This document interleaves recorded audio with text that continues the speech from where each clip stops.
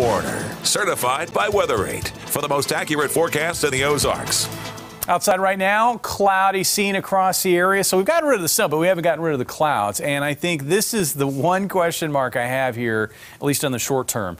How quickly are we going to get rid of that cloud cover? Sometimes when you get into these scenarios, when the cold air pours in, you got that low deck of clouds, it can be difficult to get rid of that cloud cover. And there's some model data that's suggesting maybe it hangs around throughout much of the day tomorrow. My take is that as winds become more southeasterly, we start to warm up that air after we saw it cool off today, that we will see those clouds erode away. So I'm going to stand by that. Let's talk about the snow that we had this morning. It came in after midnight. It ended this morning. We saw the lowest amounts over here toward I-49, where it was generally a half an inch or less, at least until you got to Nevada. Nevada did report 1 inch of snowfall. Further east, we saw much more snow across our eastern counties. Now here in Springfield and up and down Highway 65, generally 1 to 2 inches of snow. But once you got east of Highway 65, that's where we had the big winners. A general 2 to 3 inch snowfall. But I did get one report out of Round Spring, which is in northern Shannon County, of 4.1 inches of snow. So that appears to be the biggest total that we saw out of this system. 3¼ inches in Licking.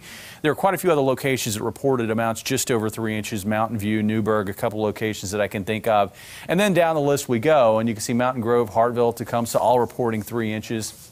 Now, as you work further west, like in areas like Nixa, the amounts weren't quite as impressive, but still a decent little snowfall, 1.7 inches there. Officially here in Springfield, 1.4. That was out at the airport, but as you moved east across town, especially east of Highway 65, totals were closer to 2 inches. So again, broadening out that view a little bit, this is the storm that moved across the area. All that snow is out of here. Now we're just watching the back edge of the clouds here. I do think we'll see these clouds try to erode away from northeast to southwest with time overnight tonight. So places like Versailles, Vienna, Waynesville, Rolla, Salem, these are locations where I think there will be an opportunity for clear skies, or at least mostly clear skies, toward morning. And with that, I think temperatures will fall off dramatically. Right now, they're sitting in the mid to upper 20s.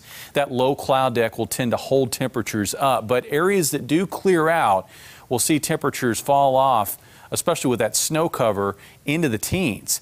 Looking at our pattern, looks like, again, clouds may linger here over southwest Missouri and northwest Arkansas, but during the morning, they should thin out, erode away. Sunny skies by noon, sunny skies for the afternoon, and with highs tomorrow in the upper 30s and low 40s. Yes, we're going to be melting off the snow cover that is there right now. Looks like, again, our coldest readings here, where I expect skies to clear out somewhat here in Springfield.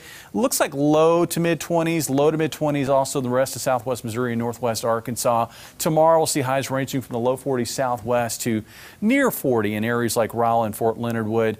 Thursday night into Friday will feature more high cloudiness, or at least waves of high cloudiness. But there will also be some opportunities for sunnier conditions, especially middle of the day on Friday.